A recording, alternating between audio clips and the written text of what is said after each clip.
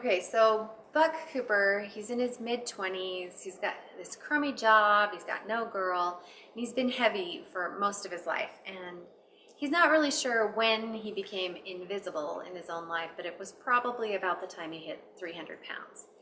And so big in Japan, it's something that maybe the readers would think about, is whether or not being overweight is still an issue of discrimination here in our culture. I think, we still tell lawyer jokes and blonde jokes, and there are still fat jokes, but you can't tell any other kind of jokes anymore.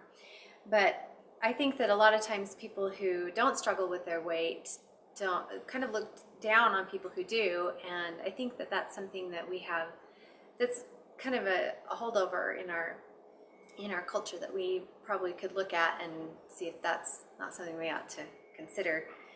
So anyway, Buck goes to Japan, and all his life he's been pointed at and stared at, and then he's there in Japan, and he goes into the Kokugikan, which is the national sumo arena, and he's going down the stairs, and again, people are pointing at him and staring at him, and he looks around and he realizes that they're not doing it to be mean for the first time in his life, and he sees these hanging posters of men who have the same physique he does, and he realizes that he's not being mocked. He's among those who are worshipped, and it's like he's not just on a different continent, it's like he's in a different universe, and suddenly something inside him clicks, and he starts to realize that who he is just might be okay.